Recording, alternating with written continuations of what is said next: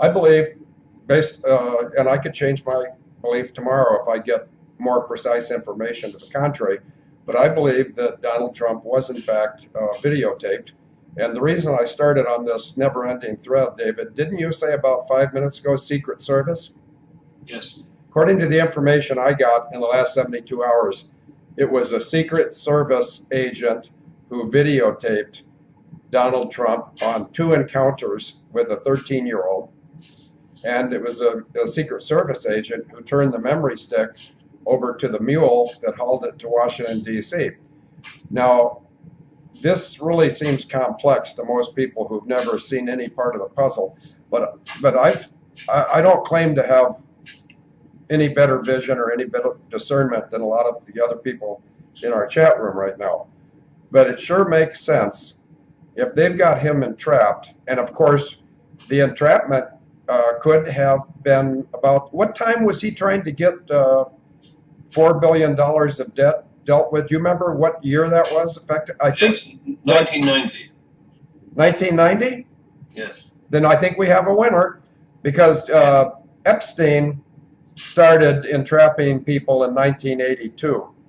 And when I say I use dates, I just got to be real clear here, because, and even if somebody doesn't believe this, it's still the truth. I can see the hand of God in the timing of certain events. That's why it was critical that I asked you the question of when his debt became a problem. Because if his debt became a problem between 1982 and 2001, then it really makes it much more likely that what I just said is in fact true. That he was extorted and videotaped, he was entrapped, okay, he got entrapped, he was videotaped, and then at some point down the road, they could say, we'd like you to do this, this, and this. And he'd say, I can't do that with a clean conscience. They said, oh, your conscience is suddenly clean? Look at this videotape. Okay, now they got him. And I think he was set up by powerful and loyal white hats in our military who absolutely would not serve under another Clinton. In fact, David, when I pulled the plug on my military career, I put in my retirement papers right after the election results of November of 1992 were published, and this caused a little friction between me and my father. But my father said, why in the world would you step down from what was a pretty interesting career? And I said, because I refuse to salute William Jefferson Clinton. And he says, well, if you're in the military and he walks by, you have to salute him. I said, I don't care what you might think I have to do. I would not salute him. He said, that'd be a breach of decorum. I said, well, great, I'm a decorum breacher, but I'm not saluting a piece of you-know-what, like that guy. So basically, it was Bill Clinton that got me more time to do what you and I have been doing for the last 10.5 years, because I no longer, and there's another side to it too, I want to be fair, not to Clinton. Why would I be fair to him? In fact, I might eulogize him and G.H.W. Bush in May, because G.H.W. Bush is in the hospital. Anybody in the chat room, if he's been let out of the hospital, please advise me. I don't think he's ever going to be let out. But I'll summarize this. I think Donald Trump has been hired for a finite time to win the election. And keep in mind that there's really no elections in the United States of America. Presidents are selected. In this case, Trump, I believe, was selected by the loyal white hats in the military. Okay, and he was given X number of days or X number of months to appear to play the role of the U.S. president. And he's doing it. He's playing that role. And he's making some big changes.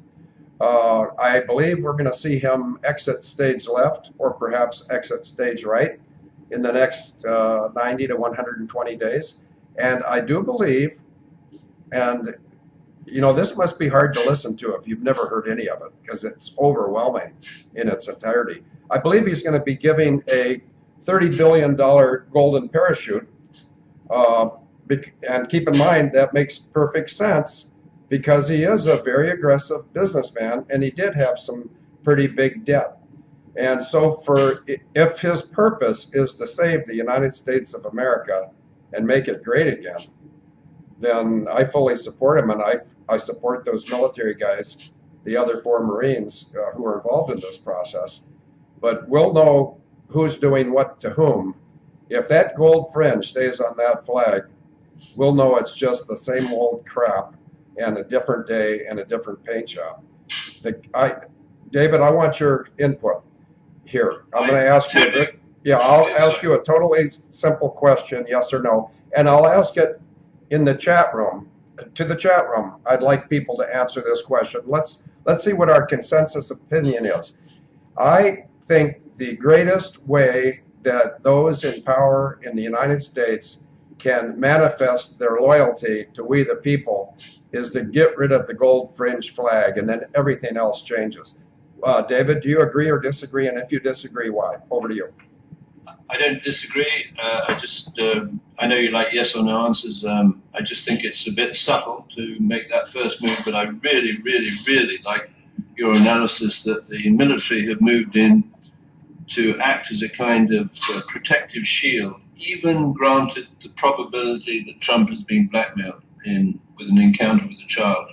I think that's a tremendous analysis, and quite frankly, Phil, I don't think there's any other military guy in the United States who could make that analysis with such a deep understanding of the forces that might have made that happen, including your sister. Over to you.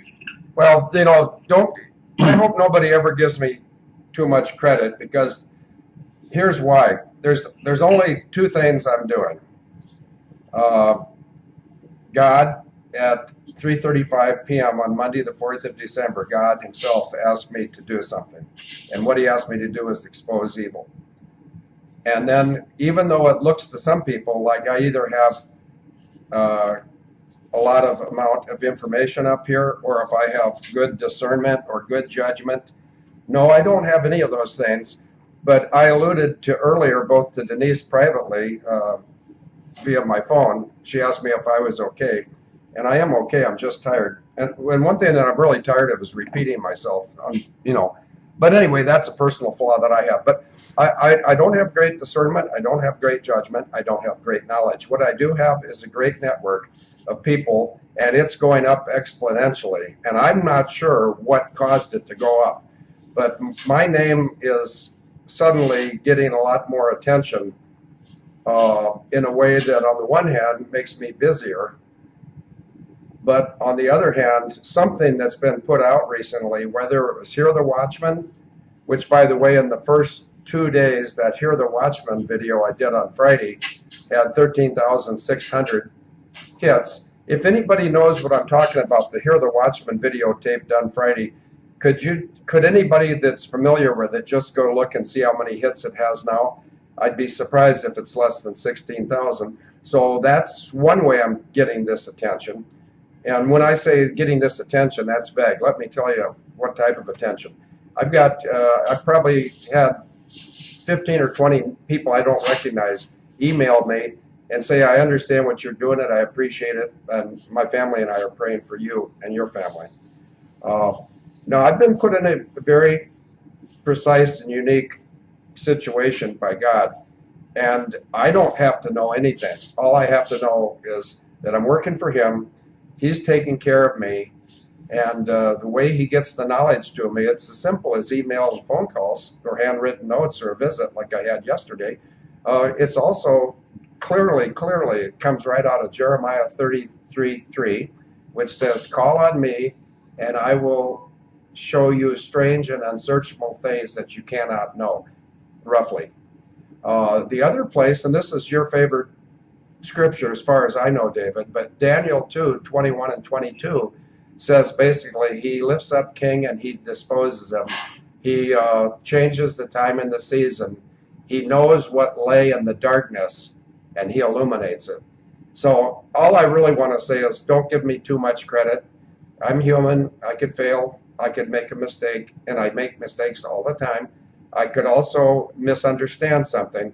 And so I asked you, David, if you thought that there could be a more immediate and dramatic showing of what side you're on than by ordering the gold fringe off our flag. For those of you who don't know what the gold fringe means, it means admiralty law, which is the law of the sea, not the law of the land. Every courthouse in America that I've ever been in has a gold fringe flag. Okay, that means the British Navy is taking control, or the British Royals, or the British Crown Agents, take your pick. In other words, the Brits are running this country. And I'd like to run the Brits out of this country before I draw my last breath. David, over to you. Well, I think I'm totally in agreement with you, but the Brits are manifested by a corrupt company called Serco. And in 1994, and this is very relevant to your situation in Denise and trying to get together in the United States of America, is the United States government under Clinton's outsourced the operation of the National Visa Center to the British company Serco. And they've been running it ever since. So what Serco was able to do was start bringing in these Al-Qaeda sleeper cells as part of the myth-making of 911. Now, I think what's much more pragmatic now is I'm just looking again at the WTC 7 tenants list and just ranging down. And I think, Phil, we're very close. If we can master, there's two challenges, of course, with an issue like this. First of all, explaining to ourselves issues that are really quite complex, even though we've been doing it for a long time, and then communicating a simple analysis of the conspiracy to Joe and Jane Sixpack, or whatever you like to call it.